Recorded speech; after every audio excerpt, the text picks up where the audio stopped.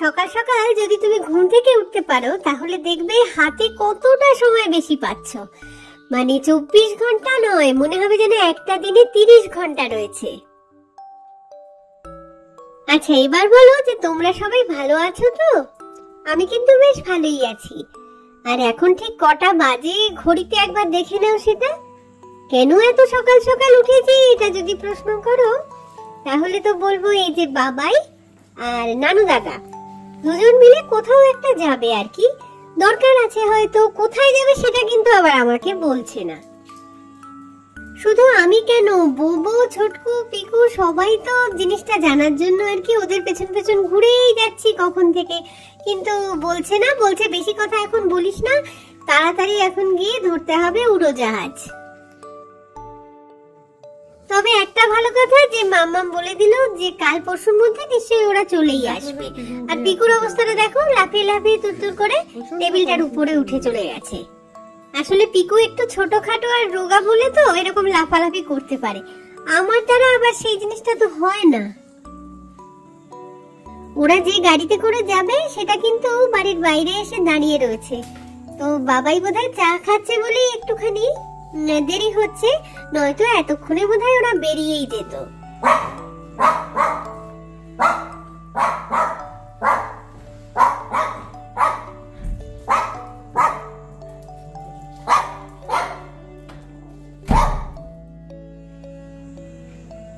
আর এদিকে পিকুর অবস্থাটা দেখো, বাবাইরা সেই যে বেরিয়েছে বোধহয় আধ ঘন্টা হয়ে গেছে, তখন থেকে ও এসে এই দুটো সোফার মাঝখানে কাঠের হাতলটার উপরে উঠে বসে আছে। ও পিকু, এখানে বসো, এখানে বসো, নেমে আসো, নেমে আসো, এখানে বসো। পিকু, পিকু বস এখানে, এখানে এখানে ওখানে কোথায় বসে আছিস? পিকু এখানে বসে ঘুমো বেটা, এখানে এখানে সোফায় আসো, বসো। নাম খেপা। ও পিকু, এইখানে বসো, এখানে এখানে এখানে নামো নামো নামো নামো। আচ্ছা বসো বসো।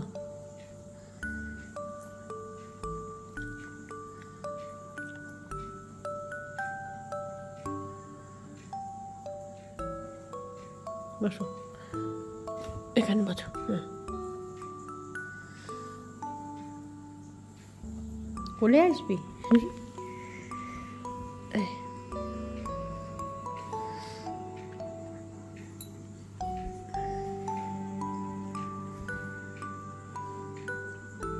এ বাবা, ও মনে হচ্ছে একটু বেশি দুঃখ পেয়ে গেছে বাবাইরা বেরিয়ে যাওয়াতে। দেখো কিরকম মন মরা হয়ে বসেছিল, এখন তো মামামের কোলে এসে শুয়েই পড়লো। আমারও মনটা খারাপই লাগছিল, কিন্তু ওকে দেখে তো আমার আরো বেশি কষ্ট হচ্ছে এখন।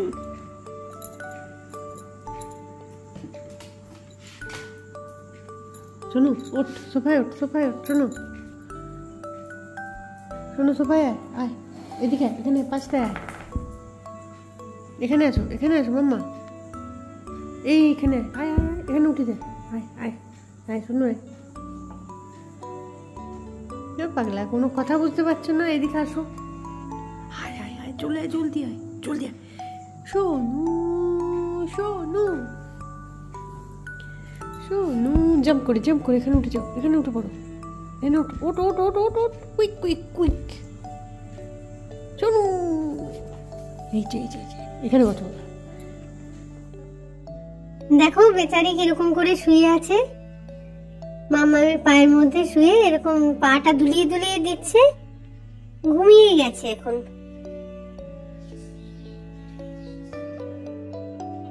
আজকে তো মনে হচ্ছে আমাদের বোধহয় এরকমই কাটবে সারাটা দিন। তো ভিডিও দেখানোর মতন সেরকম কিছু তো পাবো না, বরং 2-4 দিন আগেকার একটা গল্প না হয় তোমাদেরকে শোনাই তাহলে। মাঝে একদিন ওই যেদিনকে আর কি বাবাই আর মাম্মাম লেডি হাইডেরি পার্ক ঘুরতে গেল না, সেদিন ওখান থেকে ওয়ার্ডস লেকেও একবার এসেছিল। আসলে তো কয়েকদিন ধরেই মাম্মাম বলছিল যে মনটা ভালো লাগছে না, তাই দূরে কোথাও ঘুরতে যেতেও ইচ্ছে করছে না। তো এই শিলং শহরের মধ্যেই যা জায়গাগুলো রয়েছে টুকটাক একটুখানি ঘুরে আসি। নয়তো ঘরে থেকে থেকে আরো যেন মনটার মধ্যে একটা দমবন্ধ ব্যাপার লাগছে। কোনো কাজকর্ম নাকি করতে ইচ্ছে করছে না, কারোর সাথে কথা বলতেও বেশি ভালো লাগছে না। বারবারই বলছে যে শুধুমাত্র ভালো লাগছে সোনু বাবুদের সাথে সময় কাটাতে আর ফুল দেখতে, পাখি দেখতে। তো এই ওয়ার্ডস লেকেও অনেক ফুল থাকে, আবার লেডি হাইডারি পার্কেও ফুল থাকে, সেই জন্যই এগুলো দেখতেই আর কি বেরিয়েছিল সেদিন।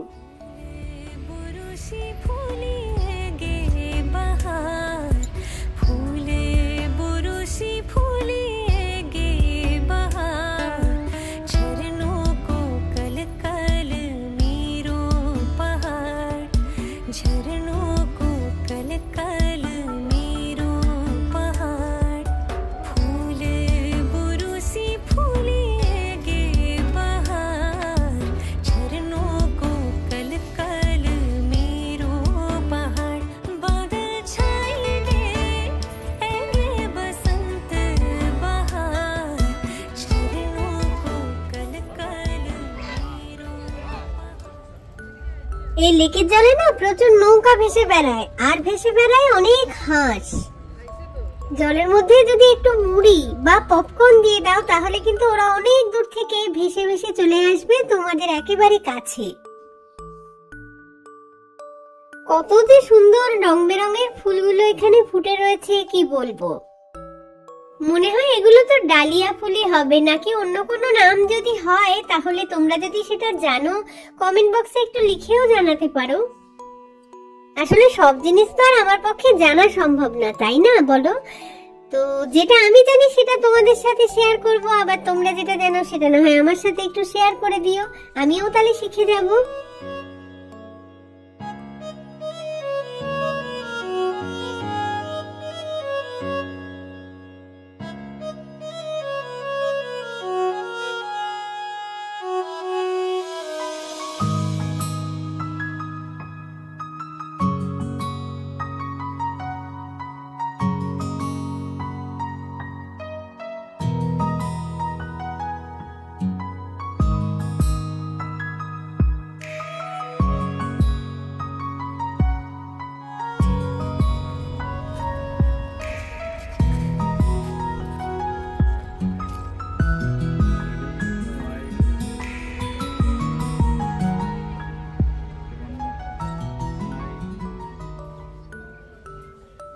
ফুল দেখার ইচ্ছে ছিল তো ফুল দেখা হয়ে গেছে, এরপরের ইচ্ছে ছিল হচ্ছে লেকের জলে বোটিং করার। তো সেই কারণেই বাবাই টিকিট কাউন্টারে দাঁড়িয়েছে।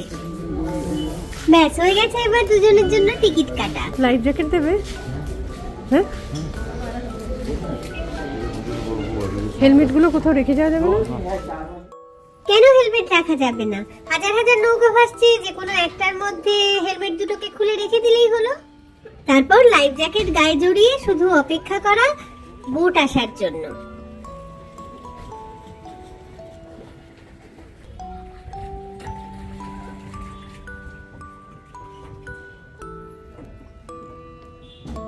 কি সুন্দর টুকটুক করে বোট এগিয়ে এলো, বাবাই মাম্মা উঠে পড়লো তাতে, আর বোট চলা শুরু করলো।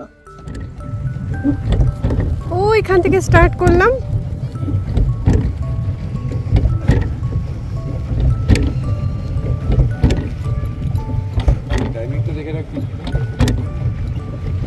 টাইমিং না, আধ ঘন্টার জন্য দেখে রাখছি। তারা 4 জন করে তো উঠতে দিচ্ছে এক একটা বোটে, আর আধ ঘন্টার জন্য চার্জ নিচ্ছে 250 টাকা। কি যে সুন্দর, কি মজার ব্যাপার।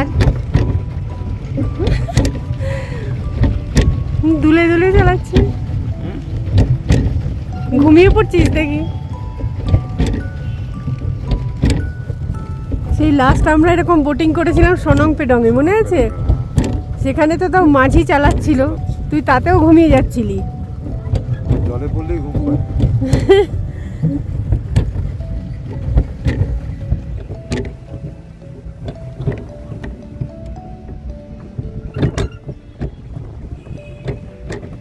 থামিয়ে দিয়েছিস নাকি? কি হলো রে? আর তুই কি হবে? না না চল, ওই দিকটা হাঁস ফাঁস গুলো রয়েছে। কি রে ভাই, 2 মিনিট চালিয়ে থামিয়ে দিয়েছে নাকি? মাঝি ভাই পেয়েছো নাকি? মাঝি ভাই এই ব্রিজটার উপরে আগে কি সুন্দর ওঠা যেত, এখন আর উঠতে দেয় না। কি প্রবলেম হয়েছে আর সারাতেও পারে না। পুরনো কনস্ট্রাকশনের না আলাদা মানে কি বলবো গুরুত্ব আছে আর কি।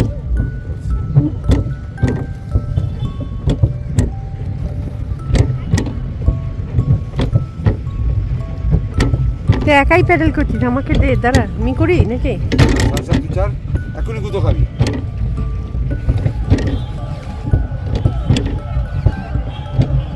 মাঙ্কু নানু তখন কট্টকুনি ছোট ছোট ছিল, আমরা তখন 4 জন একসাথে চড়েছিলাম। এত বছর বাদে আবার দুজনে চড়তে এসছি নাকি। হ্যাঁ বছর 10 আগে চড়েছি।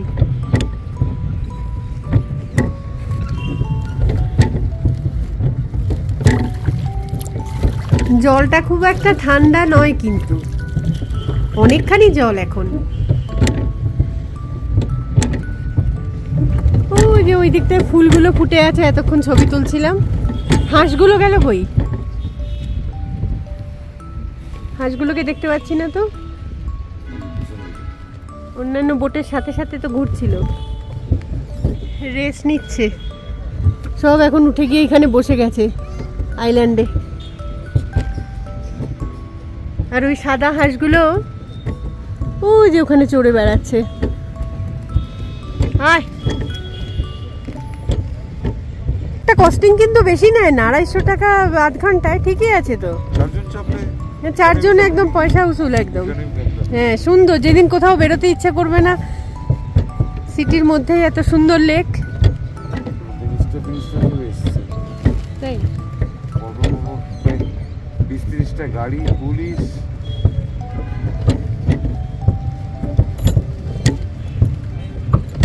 ভাগ্যে 7 ঘন্টা 1 ঘন্টার মধ্যে বৃষ্টি না নামে। বৃষ্টির জন্যই জলটা একটুখানি ঘোলা, নয়তো অন্যান্য সময় জল আরো পরিষ্কারও থাকে।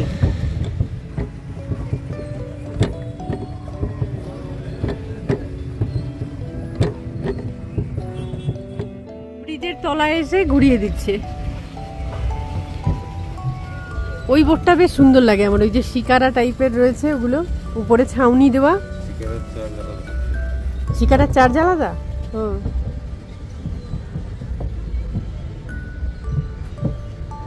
দে আমি চালাই একটুখানি, তুই ঘুমিয়ে পড়ছিস। না না কেন না, কোন দিকটা করতে হবে?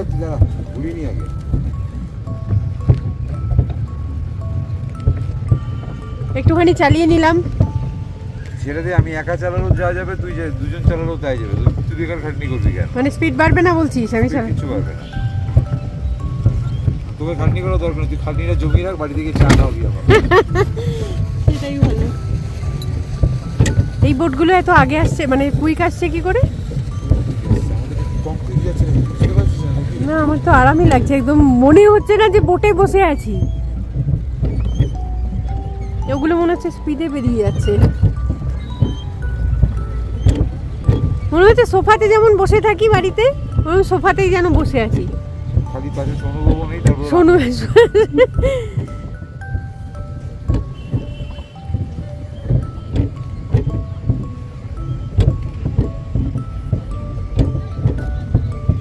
রাতের বেলা আসতে দেয় না। না রাতের বেলা যেদিন ঘুম আসবে না দেখবি, এসে চুপ করে একটা বোটের মধ্যে এরকম করে বসে পড়তে, আরামসে দুলুনিতে ঘুম এসে যাবে।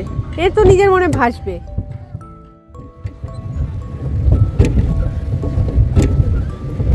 টাইমটা বারবার খেয়াল রাখছি, যেই টাইম পেরিয়ে যাবে তখন কিন্তু অনেকটা চার্জ করে ফেলবে।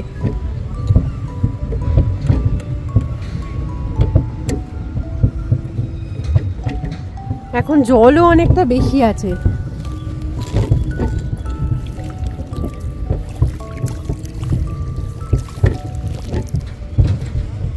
জলটা কিন্তু ঠান্ডা নয়, নর্মাল টেম্পারেচার। তুই বারবার থামিয়ে দিচ্ছিস কেন রে? যাবি না বলে ওদিকে? আর কি ফাঁকিবাজ মাঝি। এরকম দেখা যায়, মাঝি নিজেই পয়সা দিল, নিজেই নৌকা চালাচ্ছে, ফাঁকিবাজ তকমাও পাচ্ছে। একদম সিনসিয়ার মাঝি নয়। এই জন্য বললাম, মাঝি নিজেই পয়সা দিল, নিজেই নৌকা চালাচ্ছে, নিজেই ফাঁকিবাজ তকমা। মাঝে ঘুমিয়েও পড়ছে, এরকম কেন হবে? একটুখানি ঘুমিয়ে পড়ছি, কারণ তুই ডাক ওদিক থেকে, মাঝি ভাই, ও মাঝি ভাই, যা ঘুমিয়ে পড়লে নাকি? ভালোই লাগে কিন্তু এরকম মাঝে মাঝে পাগলামি করে ঘুরে বেড়াতে, চিন্তা নেই ভাবনা নেই, শুধু ভেসে বেড়াও। অনেকদিন ধরে বলছিলাম নৌকা চড়বো নৌকা চড়বো, আজকে তাও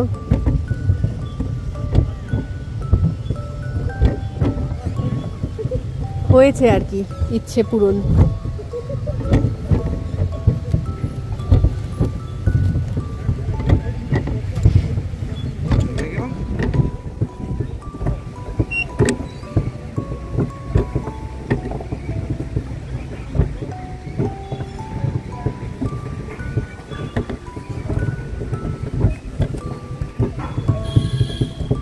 এই যে লাইফ জ্যাকেট গুলো, এগুলো কতটা সেফ কে জানে, মানে সত্যিই যদি কারো ডোবার কন্ডিশন হয় এগুলো আটকাতে পারে কে জানে।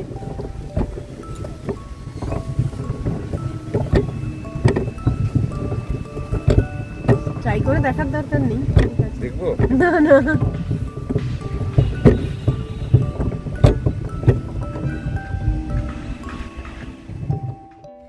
দেখতে দেখতে আধ ঘন্টা তো হয়েও গেল, আর ওই বোটটা সরে যাবে যেই লাল বোটটা, আমাদেরটা দেখবি মানে নোংর করতে দেবে যাকে বলে আর কি, কাছাকাছি নিয়ে গেলে ওরা বোধহয় টেনে নেবে তখন।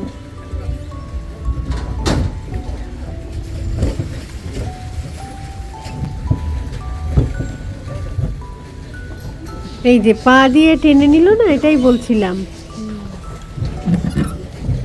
ঘুরিয়েছে।